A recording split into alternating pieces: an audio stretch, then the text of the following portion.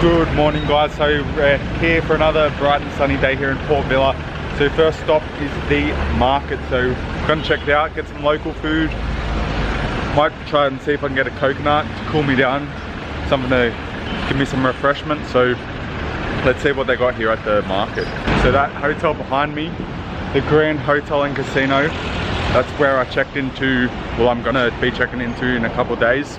So they had a good deal, and yeah, they got casino pokies, got a service station here. Might take a look and see what they have in the service station, get a beverage, get a cold one in the Pacific Servo. We'll see what we get. Alrighty, so I found this bad boy in the service station there. Monster Energy Low Carb. I've seen these overseas before. I usually get the white monsters. They're my go-to, the zero ones, but this one has 9 grams of carbs, but that's still pretty decent. So it's gonna be nice and refreshing. We're gonna bust it open, give it a taste. Alrighty, let's give this bad boy a taste.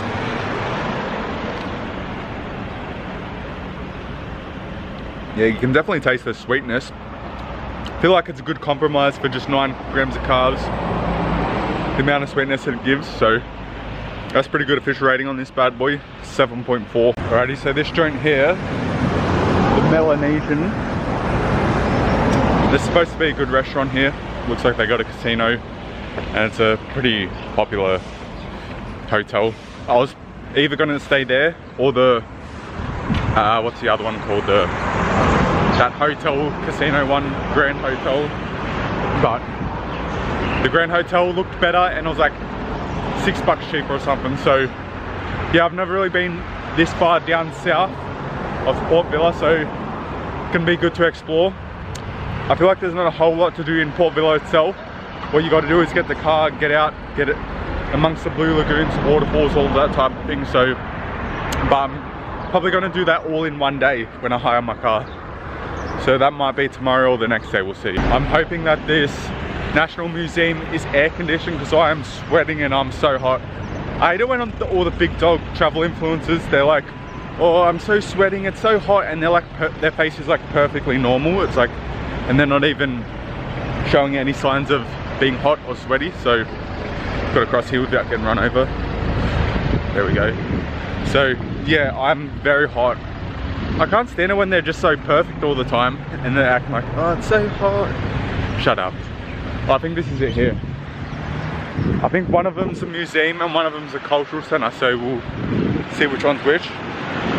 Keen to get indoors. So that building behind me is actually the Parliament building. Open Monday to Friday, 7:30 to 11:30 AM and 1:15 to 4:30 PM. I don't know if that's like a touristy thing you can go to. I don't know if I'll get shot if I try and go there, but we're gonna go across the road here to the cultural centre. Alrighty, so I found some shade. So it looks like we've got a stage over there where they have some performances, got a field. I don't know if they play rugby. It seemed like a lot of them kick around the soccer ball other than the juggling game, but I guess that's something that's done everywhere. So we're here now. World Vision. There may be a church there. Alright. National Museum. Alrighty, so ticket cost 1,000 Vanuatu. I feel like that's a little expensive. So apparently there's a restaurant behind there, but this place isn't too big, so you can probably go in depth and actually read some things. Unlike some of these museums that are massive and you don't have the time to read everything. So yeah, let's check it out. So as you can see there, Port Vila, the island is called FRT. That's where we are right now. And that island down there called Tana, that's where a big volcano is. And where I'm going later is the biggest island, Espirito Santo. The main capital is Luganville, so we're gonna head there. And that's a map of Vanuatu. So the 3 main islands are Espirito Santo, Tana and Port Vila. Port Vila is the most populated. So weaving is a big part of their culture. They weave bags like this, all sorts of different types of mats. So they're pretty skillful at it. It's like an art form, weaving dresses. All sorts of cool patterns. So these behind me, I'm not sure what they are exactly. I was trying to read it, but I couldn't get information on what they are. But imagine you had them at the front of your house you wouldn't need a security system. They're pretty scary looking things. So Vanuatu actually had some involvement in World War I and II because they were a strategic location for the Allied forces, but they didn't have any threats of being overtaken by the Japanese. So yeah, fun fact. So James Cook, on his way to discover New Zealand, he came across Vanuatu, and he describes in his journals that his interactions with the locals were quite hostile. He called Vanuatu New Hebrides, Hebrids, Hebrids. I'm not sure how to pronounce it, but yeah, so he discovered a lot of the islands, and later on he was killed in Hawaii. Presumably he was eaten. Okay, so that was the museum there. It's quite small. It's mainly showed the weaving, the boats, a bit of history about the wars when Captain Cook discovered it. Those big, like, scary face things. I'm not sure what they are. I was trying to read about it, but I couldn't get like a clear understanding. But what do we got here? Check this one out. I think that's in the local language. Also, you see a lot of the items written in French as well, because that's one of the main languages here. Alrighty, so we're in the other exhibit hall right now, and it smells really nice in here. I don't know why it smells nice, but anyway. The Europeans weren't actually the first people to discover Vanuatu. There's actually some, they're called the Lapita people, 3,000 years ago. And it sounds like some Portuguese named Pedro Fernando de Queiroz in 1606, accompanied by Luis Baez de Torres. So I'm pretty sure this is the cultural center, and it looks like a library. And I walked in and some guy was doing some work, so I don't know if I'm supposed to be there, but... So I think that's about it for this tour. That purple building over there is the National Council of Women. Alrighty, so some road crossing experiences, because this road's been quite a bit busy. I've noticed that they give way, they flash their lights and they let you go through, so respect to the friendly people of Vanuatu. And what I've noticed is there was a sign there for a kava bar. So if you don't know what kava is, it's like this juice that comes from a tree, they rub it together or something, and it's like mud water, and basically it gives you like pins and needles and makes you feel numb, kind of winds you down a bit. So yeah, in these kava bars, what I'm thinking is you just go up there and get kava, get a shot of kava. So that could be an interesting experience, but I'm not sure if they're open at this time in the morning. So anyway, look at this building here. What is this? Because that's not the parliamentary building. So yeah, I'm gonna go and see if I can check this out. Alrighty, so I just checked on Google Maps what this building behind me is, and apparently it's a Chinese like hospital. Some type of Chinese hospital. It's very strange. It looks like it's like that looks like it's the parliamentary building or some extravagant museum. I always get confused crossing the roads because I'm so used to left-hand driving. So anyway, hopefully we don't die, but the people are so friendly here. Alrighty, so we've got that weird ass building behind me.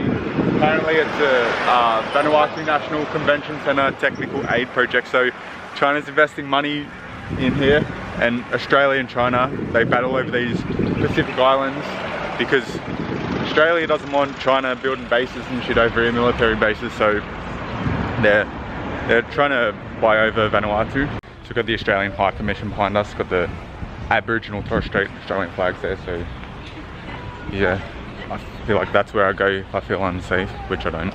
But anyway, I think we've got a shortcut down here, this big staircase. So yeah, we're gonna probably head back to the markets now, check it out, hopefully pick up some local food. I've got a list of the local foods I want to try. So look at this gating, it's pretty full on there. Look at the High Commission here. Clouds look like they're coming, but over here it's pretty clear, so still very hot.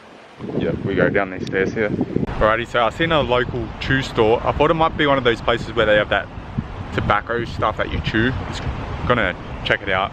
I don't know if I was gonna get it or not, but I came across this instead. A curry puff, looks pretty good. It only cost 70 Vanuatu, so had to pick one up. That first bite, very doughy, didn't get into the curry, need to go deeper.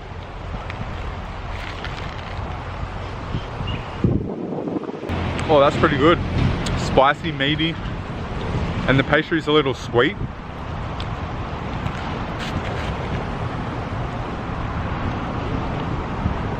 Alrighty, so it's about 5:30 now. I'm gonna head and get some dinner. Sun's gonna set soon.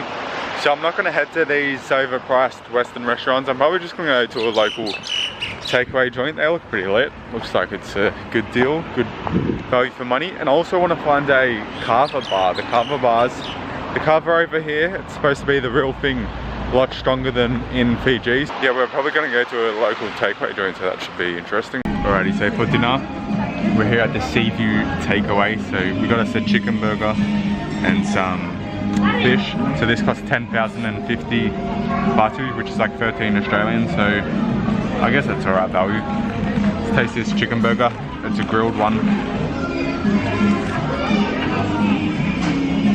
It's got a nice like chili mayo sauce. The patty tastes like a chicken rissole. You know what that is.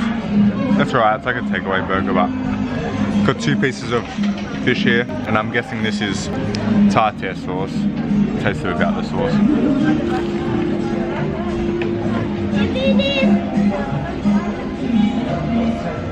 And it's piping hot. That's fresh, crispy. That's good, that fish. Whoa. Gotta get some of this sauce action. Dip it in the sauce here. Oh, that fish is real good. Fresh, crispy, nice batter. So this is, get a meal like this. Like you can go to the overpriced, more Western high-end restaurants. I don't know, I guess it's up to you, but this takeaway does the job for me. But because if I go to those type of restaurants every night, it's gonna be pretty costly. So anyway, not a bad little dinner here at the Seaview Takeaway. Alrighty, so the plan now is to find a kava bar. So apparently the lights start flashing when it's time for kava.